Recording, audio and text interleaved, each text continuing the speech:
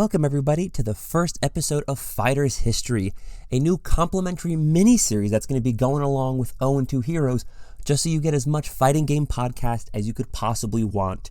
I realize that releasing only one episode a month might leave people wanting more, so I'm coming up with a couple different little side projects that I can sprinkle in every few weeks to make the gaps not as long.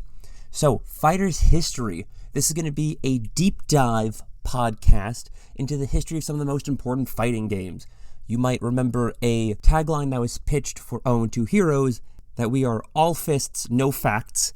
This mini-series tries to be the exact opposite of that. There's going to be no fighting, it's just me, no guest, but I'm going to be discussing some of the more monumental and most important fighting games in the history of the genre. With that, I figured, what's more important than the very first fighting game? So today I'm going to be talking a little bit about Sega's Heavyweight Champ from 1976. Not the one from the 80s. Hold on to that. We're going to get to it.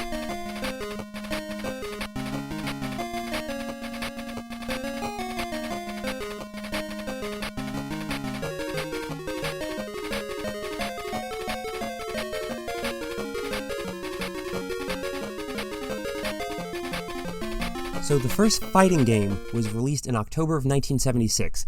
You couldn't see me, but I just did very heavy air quotations, and you're going to see why in a minute. This is not your traditional fighting game that we think of now. It's not like Street Fighter, it's not like Mortal Kombat, where you have the joystick, you have buttons, and there's combos. It's much simpler than that. This arcade cabinet had no joysticks. This arcade cabinet had no buttons. So you might be thinking, how did you control the players? How did you actually fight? There were two gloves attached to sticks sticking out of the side of the cabinet. It was very unusual at the time. There were two fake boxing gloves that one person would grab and your opponent would grab the other. You had to move them up and down for a high or low punch and then push them in to the arcade cabinet to punch and then pull it out to wind up a punch. This was a very rudimentary boxing game. And when I said fighting game with heavy quotations, this was the first game to feature hand-to-hand combat, which makes it technically a fighting game, even if it's not what we think of now. The only surviving footage of this game, for you to see what I'm talking about, is 20 seconds from a news clip from a local news station covering the opening of an arcade.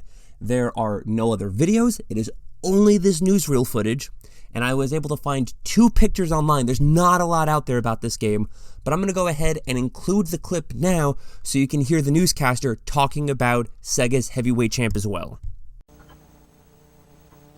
Electronic games have come a long way since Pong exploded on the scene a few years ago. Perhaps owing its inspiration to the hit movie Rocky, one of the machines lets 98-pound weaklings play heavyweight champion.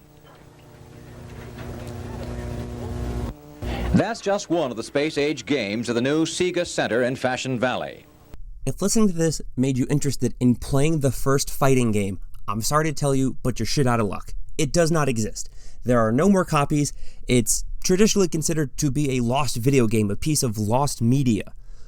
All of the arcade cabinets have been destroyed, they've been lost, they've been misplaced. There's no way to play this game, and there's no ROM dumps of it either, so you can't even play it in an emulator.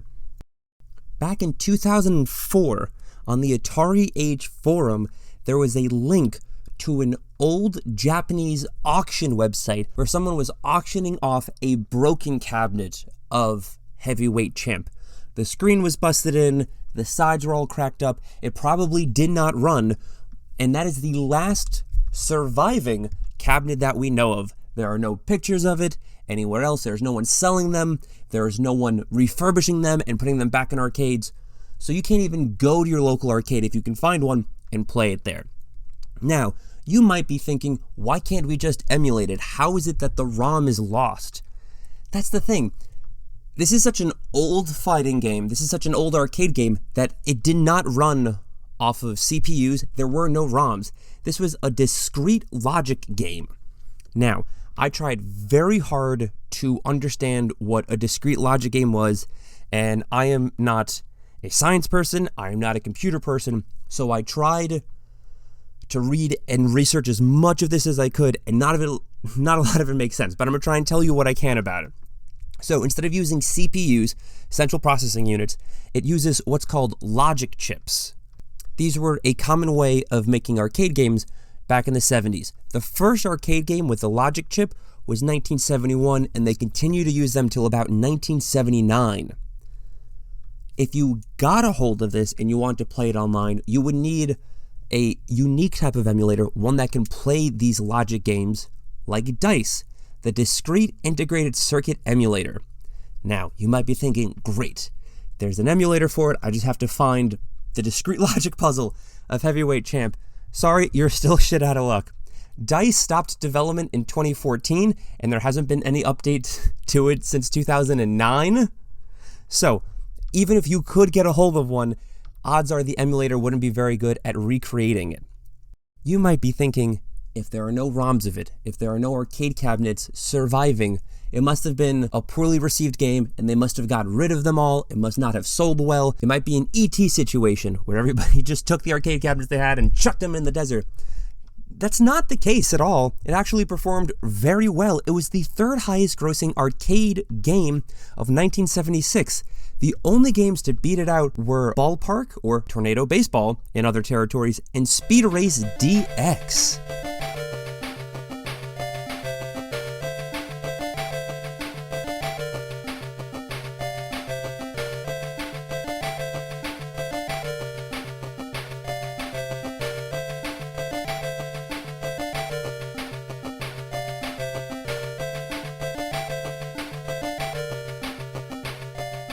At the start of the episode, I mentioned that we're talking about the one from the 70s and not the remake in the 80s. There were two more Sega games that have the title of Heavyweight Champ that were released. The first one was for international releases of James Buster Douglas Knockout Boxing. In North America, it was called James Buster Douglas Knockout Boxing. In other territories, though, they retitled it as Heavyweight Champ, presumably because people didn't know who James Buster Douglas was outside of the States. And then it was remade again in 1987, and that one was even more popular. They redid the whole thing. The original game had two players facing each other, similar to how Street Fighter is now. One person on the left, one person on the right, and they simply threw punches at each other. The remake was much more intense. It was almost like an over-the-shoulder version of Punch-Out, where they changed it to be a third-person perspective, and you're behind the boxer. But they kept the unique control scheme from the first game. This one was only single player. You couldn't play against an opponent.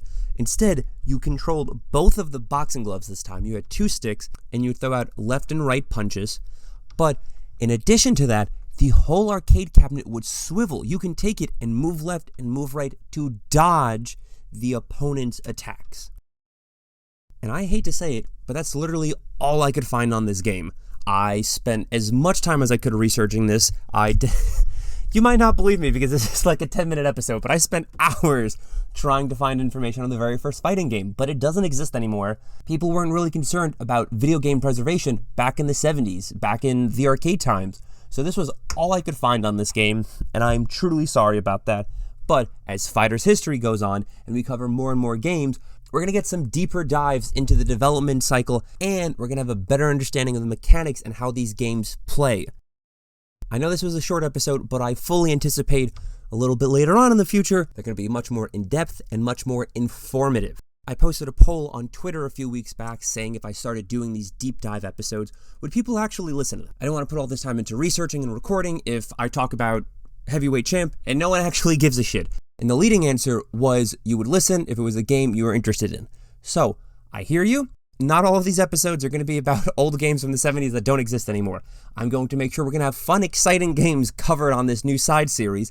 I'm going to be putting up polls on Twitter that you can vote for the more popular games that I'm going to be covering to make sure you have enough podcasting from me and make sure you don't forget what my voice sounds like in between proper episodes of Own Two Heroes. I'm going to be releasing more of these, and I'm going to be releasing some top 10 lists. I love making lists. People love listening to lists. So we're going to have some episodes like the top 10 most broken and overpowered fighting game characters in the history of the genre. We're going to have 10 worst fighting games of all time, things I've already been working on. So we're going to put that out. And if you want to vote in the polls, please make sure to follow us on Twitter at O2Heroes. Anyways, this is a new idea. If you have any feedback, if you have any criticism, if you have any thoughts on it, please let me know. I am doing this for you, the listeners, not me. I can hear myself ramble and rant all the time. I don't need to record myself in a closet talking about video games if no one else wants to hear this. So please, I would love to hear any feedback. Let me know what you think. If you want more of this, if you hated this, let me know. If you want less of this, please tell me. I am open to any and all feedback. And I know this hasn't been a very long episode, but if you made it this far, I appreciate you listening, and we'll catch you next time. Peace.